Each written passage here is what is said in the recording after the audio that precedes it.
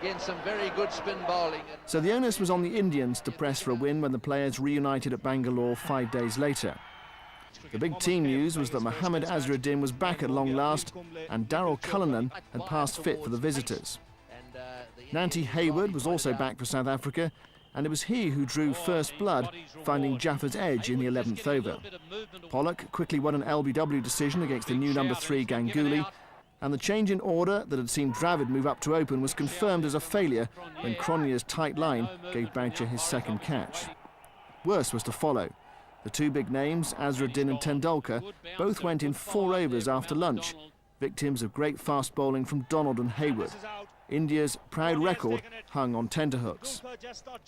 Anil Kumble resisted for over 2 hours to register 36 not out, but the final total of 158 looked wholly inadequate. Tendulkar's response with 5 overs to the close was to give his new ball to his leg spinner, a tactic that had recently paid off handsomely against New Zealand at Kanpur. Gibbs followed the script and South Africa ended play at 11 for 1. The script had to be hastily rewritten though after day 2. It took another 61 overs to prize out another wicket, and by then the visitors had the lead. Gary Kirsten again played well, showing why he averages in the mid-60s on the subcontinent pitches. That, despite his inconsistent form at home, was no real surprise. What truly rocked the Indians, who were fielding 3 spinners to the visitors' 1, was the batting of night watchman Nicky Boyer. If anything, he outplayed his senior partner, making 85 runs from 198 balls. Both left-handers finally succumbed to a tireless Kumble, but South Africa sensed their chance and went for the jugular.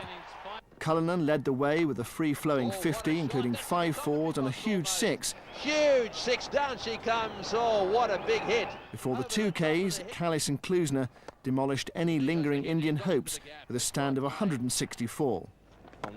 Boys hit that one. This is going all the way. It's a biggie over the top. When Klusner hits them, they stay hit. Well, that's well hit. Like a rocket. Boys hit that one. That one's going down towards square leg over the top for 6. Steps out, he's played it in there. Saurav Ganguly is coming after it, but it's gone all the way. The only disappointment for South Africa was that no batsman made a century. After batting together for 64 overs, both men fell in the 90s and within 9 balls of each other. The eventual total of 479 was 321 to the good, and India was shattered.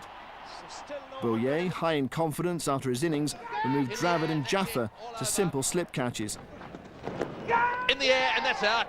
That's out. That's another one. And Ganguly was dismissed padding up, which confounded those critics who suggested South Africa would be lost in India without Paul Adams. Any final thoughts of a heroic rearguard were snuffed out when Tendulkar's last innings as the current captain ended with a loose stroke at a wide ball from Donald.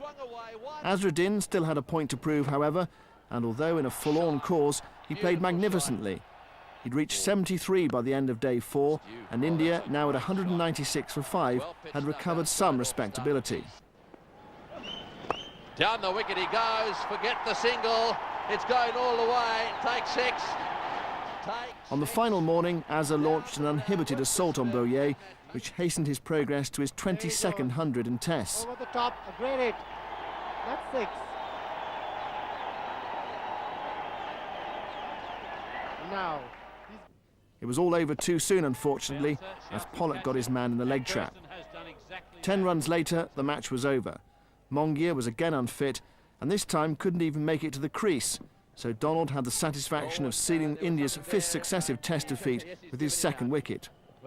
Boyer was the clear man of the match, and Kallis's all-round contribution earned him the Series Award. India had finally been toppled at home, and South Africa could now claim to have won their last away series against all 3 subcontinent sides. Not even Australia have that record to boast. The one-day matches awaited, and therein lay more sinister offerings.